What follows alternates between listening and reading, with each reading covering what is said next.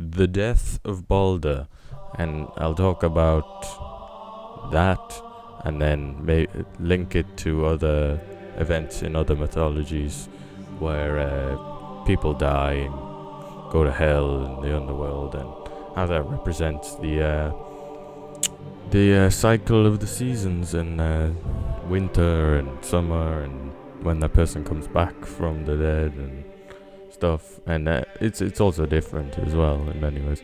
But basically, for anyone who doesn't know, Balder was son of Odin, son of Frigg, two very important gods. And Balder himself, very important god of love, peace, forgiveness, justice, light. He was basically everything good in the world. He was kind of like everyone. He was like the sweetheart of the. He was like the Princess Diana of the of the Norse gods. And when he died, everyone was like. So basically, Baldur.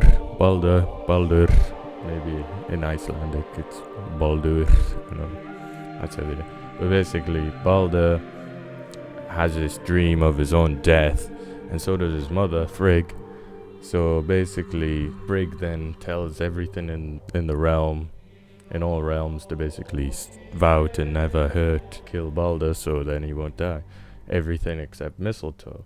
So Frigg thought that basically she had it covered, so he wouldn't die because she had everything vow to not kill him, because obviously how could mistletoe kill him? And then obviously Loki comes along, the great mischievous god. He sees this as a way of getting rid of Balder, and he decided to basically make a spear out of mistletoe, and he essentially made it so the spear would kill Balder, obviously.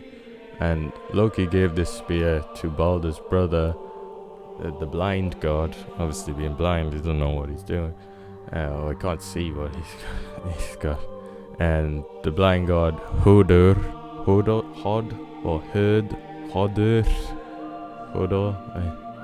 he's a blind god, and Loki's given him this spear of mistletoe, and basically everything else couldn't harm Balder but mistletoe. So basically, Loki gives the spear to Balder's brother, Hodor, and then accidentally kills his brother with it.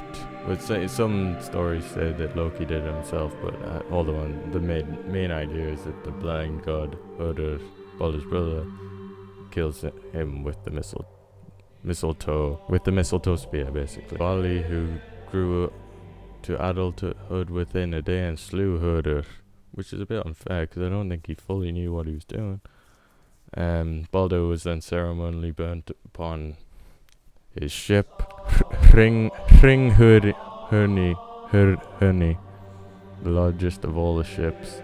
And basically all the gods were very sad because they all liked Balder very much so, and Odin and Frigg obviously is their son. So then Frigg asks for someone to go to hell to try and ransom, to basically get Balder back from hell. And Hermod is then sent to hell to try and get Balder back. So Hermod then goes to hell and tells hell basically that the whole universe is mourning the death of his brother, of Balder, and hell basically comes back and says, well, if everyone is really mourning the death, the whole cosmos is mourning the death of Balder, then fine, you can go, if everyone weeps for him. And then basically goes back and said to Asgard, tells everyone that the messenger throughout the world to bear the news of all their inhabitants. Indeed, everything did weep for Balder, everything that is save one giantess, Tok, who was none other than Loki in disguise. And Tok basically says, let hell hold what she has. So in another story, it was like a tree or something.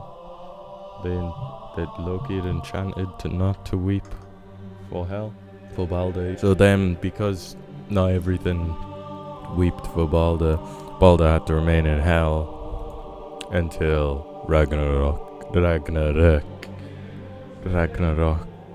at the end of the world, basically. And so the death of Balder is massively important because it is the first sign of the end times, Ragnarok. So, and then basically, like Jesus, that's another link, that Balder will return in the end times in Ragnarok to be the kind of the light, the guiding light for all the people of the world. And yes, as I said, Baldur's death in Norse mythology for the Germanic peoples, basically he had this important, his death marks the beginning of the decline into the old age, the night, the winter, and ultimately the death and rebirth. That's what it's all about, Ragnarok, death and rebirth, and that is linked with the seasons and everything, obviously, and because everything dies in the winter, and then in the spring everything comes back to life, much like in basically every mythology has this life and death and rebirth, and this is used like Persephone, how she is then taken down to Hades, but Demeter, the harvest goddess, basically stops.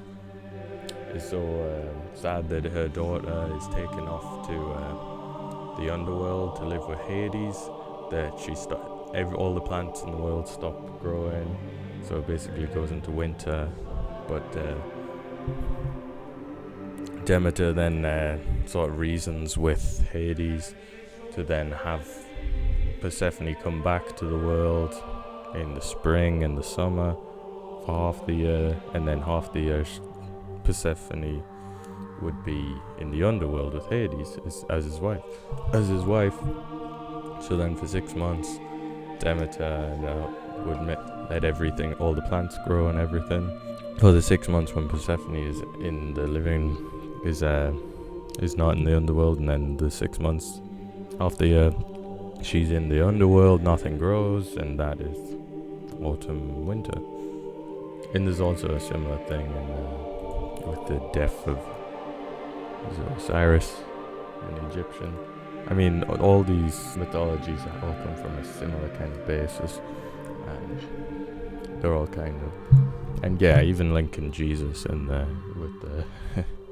with Balder coming back. But this is a common theme that you see out throughout mythologies, and that kind of works its way into or religion, even though I guess organized religion. Obviously Christianity is organized religion, but some of the things that can be linked to mythology and pagan religion is because all religion came from the same kind of place, and these stories were repeated, and they kind of just worked their way in there. So yeah, I thought that was interesting. I've talked it for way too long, but I might do another video like this talking about a specific event. I could have done this better, but peace out, Tommy Magnus.